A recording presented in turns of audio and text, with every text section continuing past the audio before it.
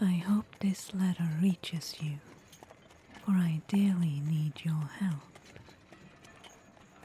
I live on a small farm called Midglen in Emmismore. About a month ago, I traveled to town to get supplies for the farm. I spent more time there than I planned to, and I missed the last coach back. My bags were heavy, and I could not afford accommodation in town. So there was nothing to do but walk home. Soon it got dark, and the moonlight was barely enough for me to see the road ahead of me. Then I heard a horse approach from behind. "Hello there, neighbor," the rider said in a deep, booming voice. I turned around and saw a big, broad-shouldered man in rich clothes ride up. His horse was big as well, silver grey, with a black mane and socks. "I think you are mistaken," I said. "If we were neighbors, I would have known you." "But I know you," the stranger said, and called me by my name. "And we are both heading home, so why don't I give you a ride? My horse is strong and fast. He runs a mile in 12 steps. I accepted his offer, and he helped me mount his horse behind him. It was too dark to see the landscape around us, but it felt like we were going at an incredible speed. After just a few moments, I lost one of my mittens, and I asked the stranger if we could stop and look for it. "You'll have to do without it," he said. "We're already miles from where you lost it." Not long after, he stopped anyway, and I thought he'd changed his mind. But on the contrary, he told me that we had arrived at our destination. "This is as far as I can take you," he said, and to my surprise, I could see the warm lights from my own little farm through the trees up ahead. "I told you we were neighbors," the stranger said, as he helped me down from his horse. "And now you have to promise me one thing. Walk straight home, and no matter what you hear, don't look back." I promised, and we parted ways. Not long after, I heard a terrible rumbling from the mountain behind me. I turned without thinking and saw the mountain stand open. My neighbor was riding into it, and there was a warm, golden light shining out through the opening. I could hear music and laughter, and saw people moving around in the golden light.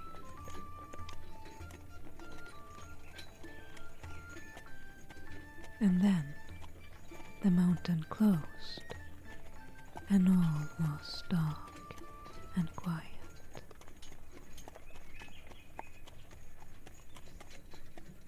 I hurried home, But ever since that day, I cannot stop seeing things. From the moment I wake up till I close my eyes at night, I can see that golden light, and sometimes creatures moving in the corner of my eye, like there is another layer to the world that almost peeks through.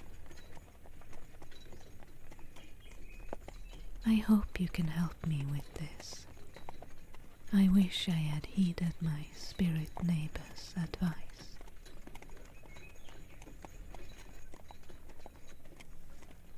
It does seem like he needs help. He needs to be grounded, I think. I have potions and tinctures that can help with that. Emismore. It's not too far away. I could be able to stop by in a few days' time.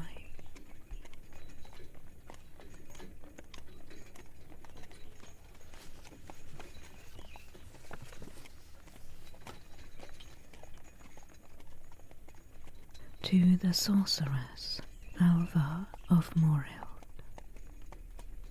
We have heard that you travel around helping folks with their troubles. So me and my sister were hoping that you could aid us in a treasure hunting project. Ever since we were little, we've heard that a treasure has been buried a long time ago in a small mound just outside of town. As our family have fallen on hard times and could need some extra funds, we decided to go look for it. It is said that in order to find the treasure, you have to dig on a Thursday night and not say a word the whole time, no matter what happens.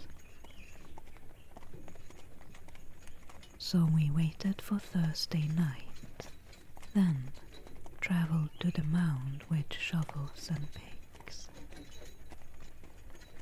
When we had been digging for a while, we heard howling and roaring, like from large beasts, all around us. At first, we thought it was a trick and kept digging, but it was pitch black, and the beasts came closer and closer, and in the end, we didn't dare stay and ran home. We never saw anything, though. On the second Thursday night, we brought plenty of lanterns with us and started digging again. There were no trace of the digging we had done the week before. The ground seemed untouched, so we had to start over again. Eventually, my shovel hit something, wood and metal, and I almost yelled out in surprise, but managed to stay silent. I pointed it out to my sister, and we slowly revealed what seemed like the top of a large chest, with metal rings on the side for carrying it.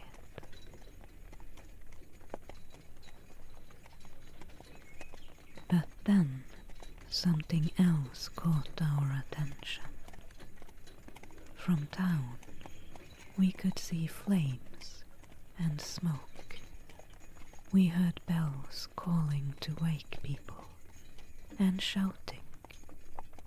The fire seemed to be spreading rapidly. and there was a lot of commotion. We dropped our shovels and ran to help. But when we arrived, there was no fire and all was quiet. It had been another trick, and another Thursday night was wasted. After waiting another week, we returned to try again. The ground was, again, untouched. We set to work, and this time we did not waver. No matter how many beasts we heard or fires we saw, again our shovels hit the wood and metal. Again we uncovered the heavy chest. And as we started to unearth it, we heard a horse and rider approach. We both stopped for a moment and looked. A rider passed us at great speed. His horse was fast and strong. We barely got a glimpse of him before he was gone again. We returned to our digging. It was slow, for the ground was hard, and the chest was even larger than we thought. After a while, we heard a voice in the distance, slowly getting closer. Eventually, we saw a little old lady sitting in a wooden trough, the kind used for baking. She was pushing herself forward with a stick, and slow progress it was. When she finally came closer, we heard her muttering to herself, "I'll catch up to him soon. I'll catch up. Just a little longer and I'll catch up to him." My sister laughed at this sight and yelled at her, "You'll never catch up to him, you old fool." And at that moment, the old woman disappeared, and the chest sunk back into the ground, and the ground itself closed over it. We had been fooled again for the third week in a row. I must admit, I was very close to thrashing my dear, sweet sister at that moment. Instead, we decided to ask for your help. As mentioned before, we are short on funds, but if you help us get the treasure, we will split it 3 ways, and that will be your pay. A tempting offer. There's definitely something powerful buried there, or it wouldn't be so well protected. But it could also be cursed, and only the rightful owner could safely use it. I have to think about this one. Thursday night, when something magical needs to be done, it's always on a Thursday night.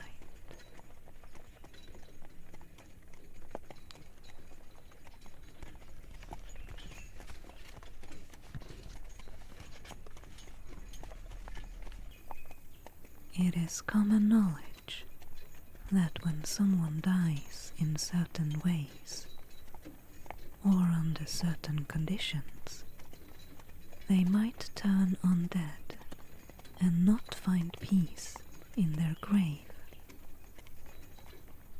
Some of the most well-known warning signs are said to be: the person was bothersome when he was alive. He died while sitting upright. He died without having avenged an injustice committed against him. And he died while disappointed in his children.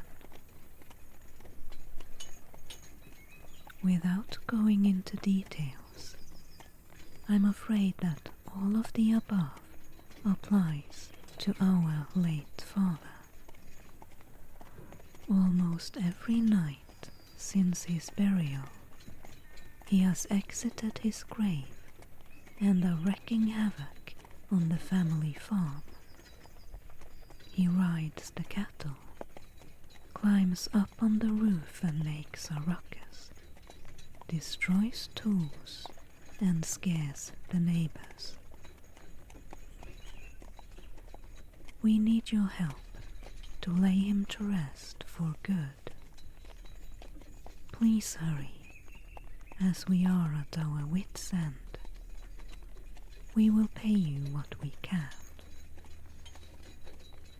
And it's signed Torgeir and Gunnar, sons of Kveldulv. And they added a map.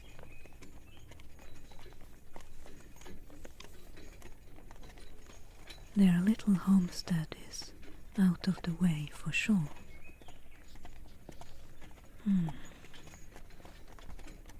We cannot banish or chase away our ancestors, like we might with another type of creature. They are a part of us. Kveldulv is an old, rare name. It means night wolf, a name given to people believed to be werewolves.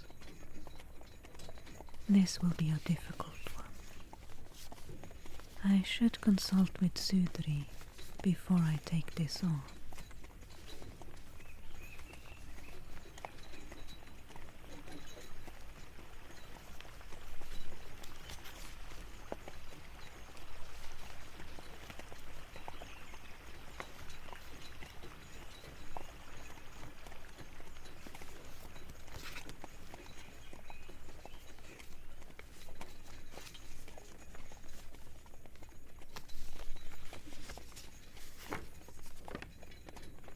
Oh, I know this handwriting.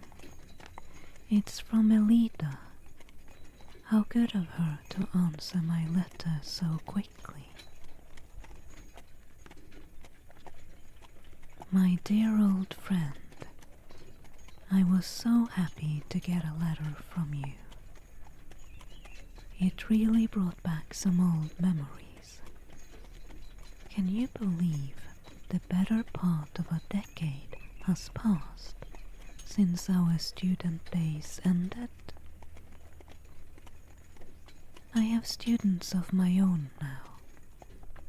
I stayed on at the academy to teach, but I'm sure you know that much. I specialize in healing and protection. It seemed to be the best use of my abilities. It is so easy to destroy, to hurt, and to tear down, and so difficult to rebuild or heal. But I would rather devote myself to the latter, even though it seems to be the more difficult path. I have heard that you settled in Moreld and opened a business there, but I didn't know much else, so I was elated when you wrote. You tell of a potion shop. That would be right up your alley.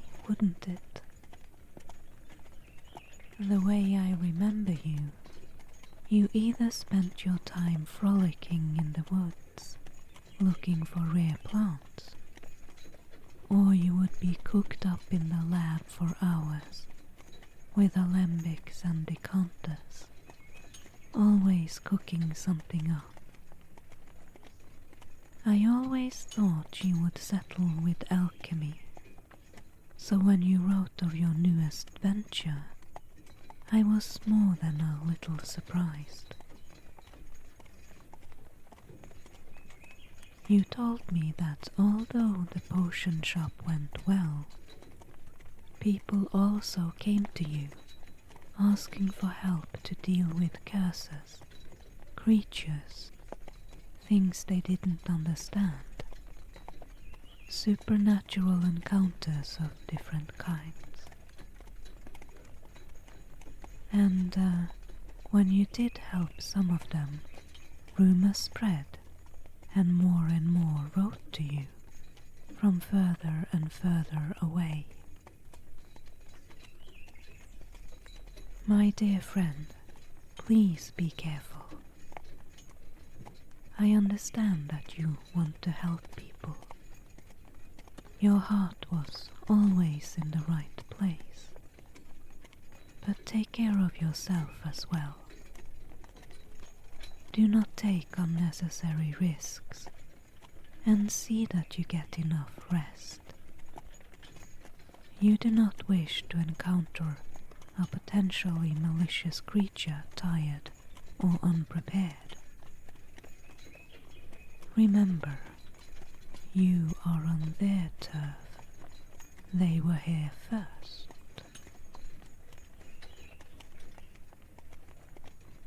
But enough with the warnings. It seems to me you have an exciting new career path, and one you seem to be loving. I couldn't be more happy for you. And since you do seem to travel quite a bit now, feel free to visit. One last thing. I have enclosed a gift in this letter. A small bottle filled with petals from the dusk-torn tree. When all is well, they will remain pink or magenta. When danger is near, they will turn bright red. Hopefully, they will be of use to you. With all my love and best wishes for your new adventures, Elida. That's so nice of her.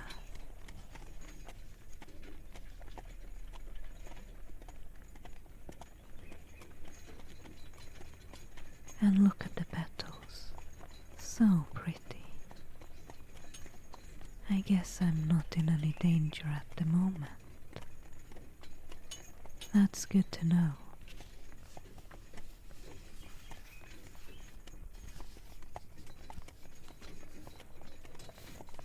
What's this? A flyer?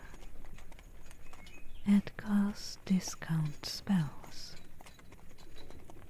You don't need the best, you just want cheap. And we've got cheap. A wide variety of spells at Edgar's discount spells. What nonsense. I can make my own spells, and men are no good at magic anyway.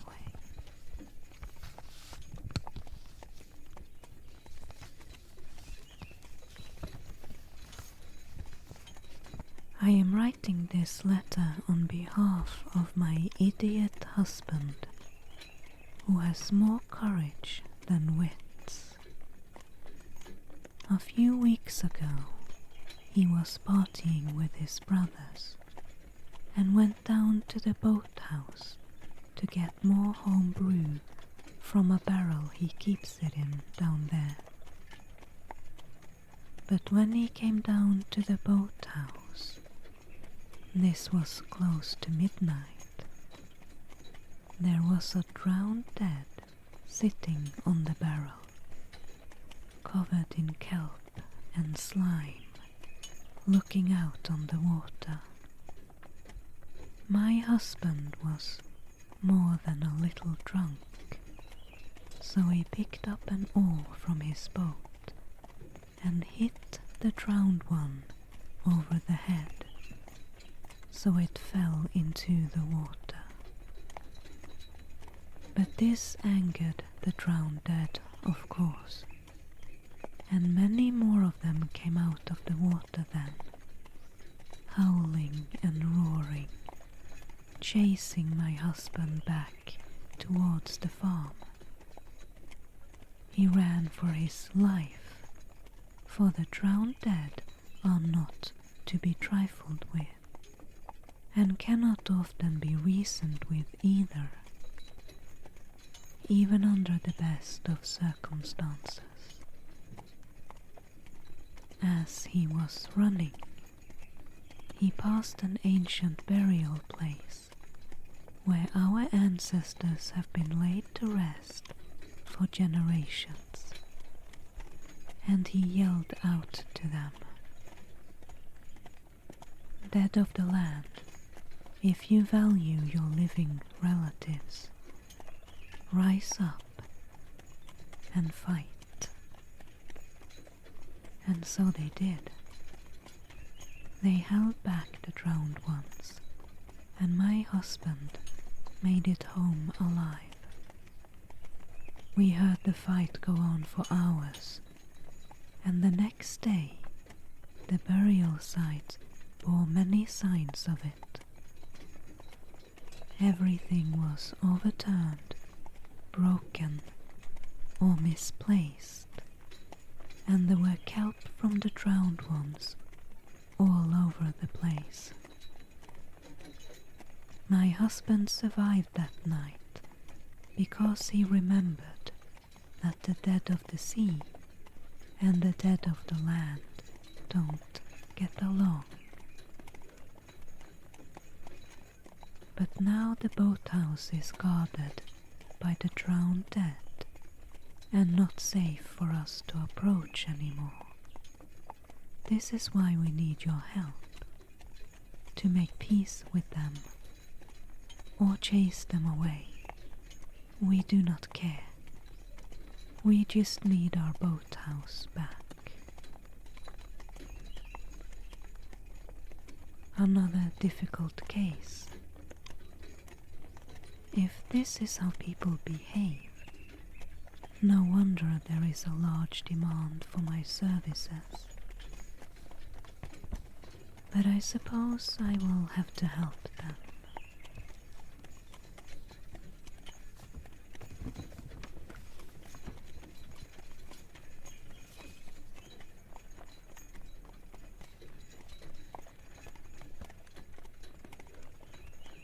To sorceress Alva of Moril. My name is Sigmund, and I own the biggest farm in my home valley. It comes with a sizable amount of land, including 3 summer farms in the surrounding mountains. We use them in the normal fashion. In summer, we drive our livestock up there and leave 1 milkmaid to care for the animals, milk them, and make cheese. We send someone up to get the cheese, and we supply the maid about once a week. This way, we can grow hay for winter feed near the main farm, while the livestock has plenty to eat all summer in the mountains. The summer farm is usually just 1 small building, with plenty of good pastures all around. There are no enclosures. The cattle wanders freely and returns to the maid in evening to get milked. I explain this to you because, as I have come to learn, city people are not always familiar with our way of life, strange as that might seem to me. Our little valley is remote, and like most remote places, it is filled with hidden folk and other ancient and powerful creatures of all kinds. We have long believed that they share our summer farms and use them in the winter after the livestock is driven down to the main farm again. When we travel there in early summer, we always knock, ask their permission to use the farm, and wait a few minutes to give them time to move out. We also thank them and give the summer farm back to them, clean and tidy, in fall. Whenever we empty out slop or hot water, we yell a warning so they can get out of the way. You never know where one of them might be after all. And we always offer them part of the first harvest or produce, whatever it is. In this way, we have coexisted for generations and remain good neighbors.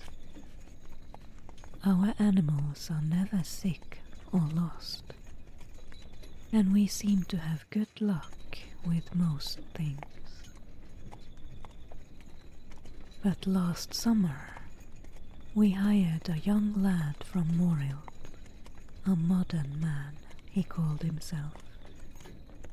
He did not believe in the hidden folk and did not heed them. He likes to fish for mountain trout in all the little lakes around here, and hikes up almost every week to one mountain or another when his work is done. It suits him well, then, to spend the night at one of the summer farms. We use them too, sometimes, in fall and winter, as a place to stay 1 or 2 nights when fishing, hunting, or traveling across one of the mountain passes. We always ask permission to enter and leave the place tidy the next day, and we stay quiet. The hidden folk do not like ruckus and noise, especially late at night.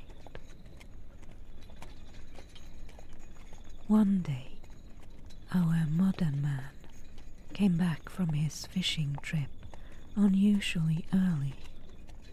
He was very pale and looked like he had been running a great distance. We understood that he had met the hidden folk and that it had not gone well. He told us that he had invited 2 friends from Morild to spend time with him on one of the summer farms. We had no knowledge of this. They had stayed up late, drunk, and played music. Finally, they went to bed, but could get no rest. For as they had disturbed the hidden folk now disturbed them.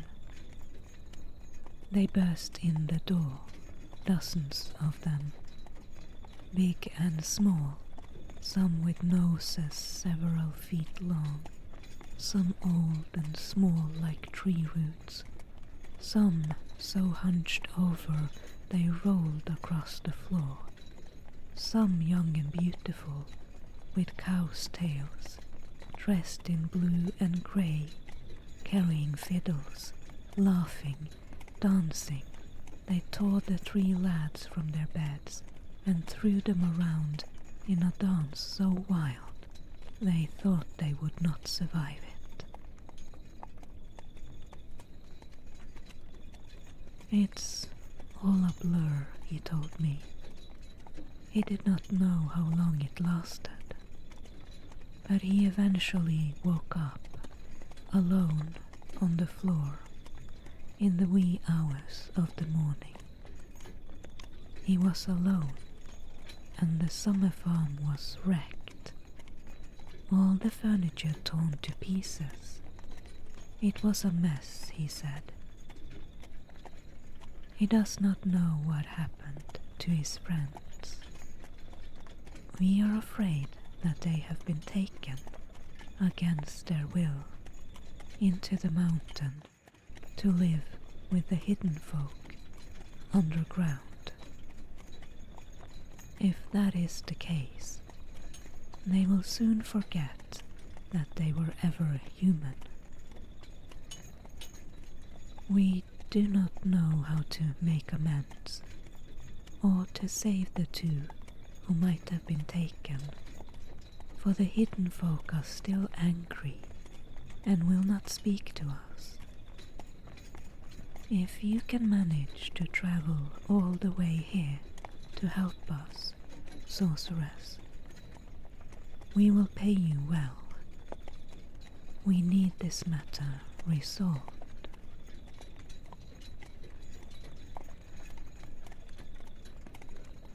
A summer farm. This letter brings back a lot of memories. I might live in the city now, but I grew up in the countryside, on a much smaller farm than the one in the letter, but the same way of life. Our farm was 4 little buildings surrounding a central yard, all enclosed by a fence. In the middle of the farmyard was a tree, a great ash tree, the center of our little world. Most farms have such a tree. It symbolizes the world tree in the center of the world. There is an old word for farm, which can also mean realm.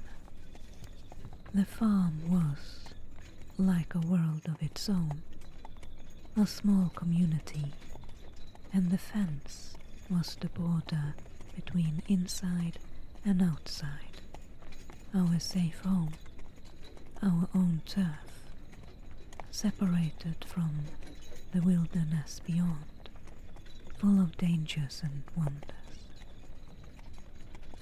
There were roads, of course, and other farms nearby, but the sense of home versus wilderness was very strong. My life in the city is very different. All of it is human domain, and I can understand the young lad from Morild, the modern man, as Sigmund calls him. I think I can see both sides to this. I should be able to help.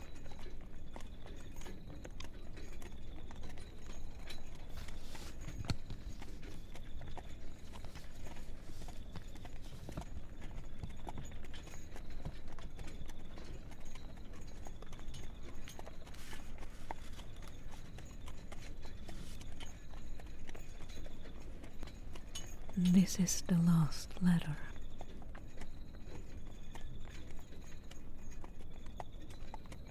I am writing this in the hope that the sorceress of Morild will lend me her ear and maybe write me an answer if she cannot visit me. I need an outside perspective because I have a difficult choice to make.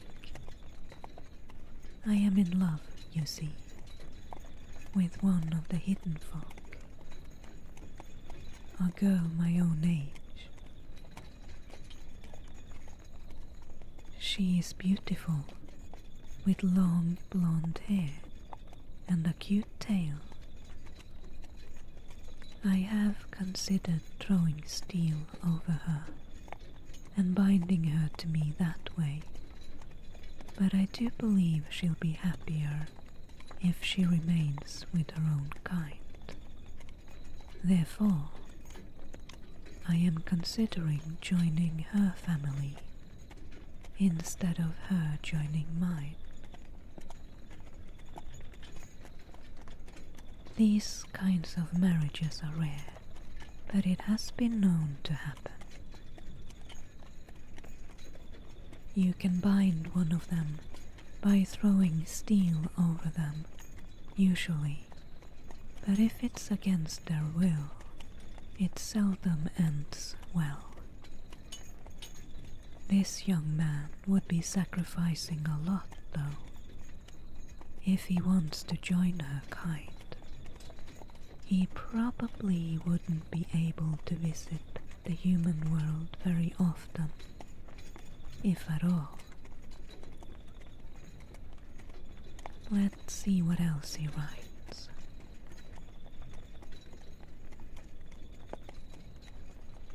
We have known each other since we were little. I first met her when I was looking after our goats in the mountains in summer. We played together all day while looking after the goats, and I just assumed she lived somewhere else in the valley, on another farm. I asked her one day, and she pointed towards a piece of the nearby mountainside where there were nothing of note, just a thicket and some trees. That's my home, she said, and I thought she was joking. But then she took my hand in hers, and suddenly I could see it. There was a grand open place before us, with many houses and people working in the fields, happily singing as they went. It looked like a rich farm. The houses were big and well made, and all the people I could see wore rich clothes.